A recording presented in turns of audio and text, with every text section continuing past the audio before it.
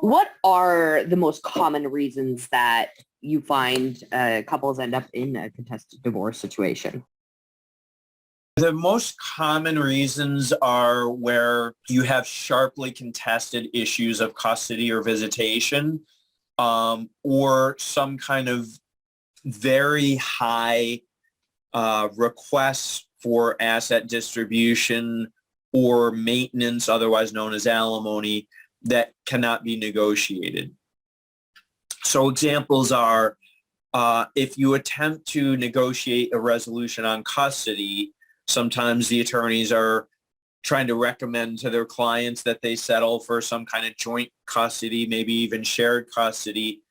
But if both parents say, well, I want primary physical custody, and the other parent says, I want primary physical custody, and you float the idea of doing shared custody, and both of the parents say, yeah, that's not something that I want to do, then further negotiation is going to be fruitless, because it's not like you're going to get further movement on that if they both say, under no circumstances am I willing to move any further than where I'm at now. Likewise, you can have contested issues around visitation. For instance, one parent may say, I don't want the other parent to have overnights because of one of many reasons.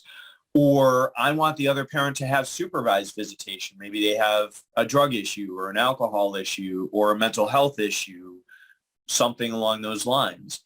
You could also come in and have a parent say, well, I want some other kind of restriction on visitation. For instance, the other parent is asking for almost shared custody, and I don't agree with that.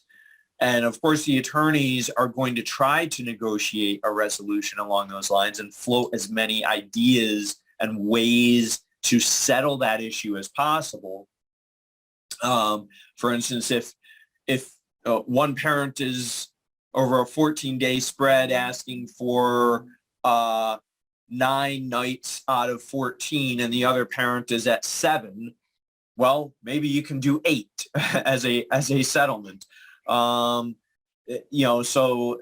there's definitely ways to settle, but ultimately at the end of the day, if both parties say, yeah, no, I'm not willing to move any further. I've moved as much as I'm willing to do so through just negotiation amongst the attorneys, and I'm not willing to go any further, then you really have to get a judge assigned. And sometimes getting a judge assigned is a good thing, because sometimes the people don't want to hear from their attorneys what the best course of action is. And so it sometimes pays to hear from a judge who will then explain to the parties, well, look, I'm the judge assigned to the case. I'm hearing what facts you're laying out so far. And a lot of times the judges will qualify it and say, I'm not saying what I will decide at trial after I hear all of the testimony and all of the evidence, but what I've heard so far may not support your position. And sometimes if they hear that from the judge, they're going to be that much more likely to settle. Sometimes not. Sometimes people hear things from the judge and they're still not willing to settle the case, in which case, again, you keep marching down the road towards a trial in that instance.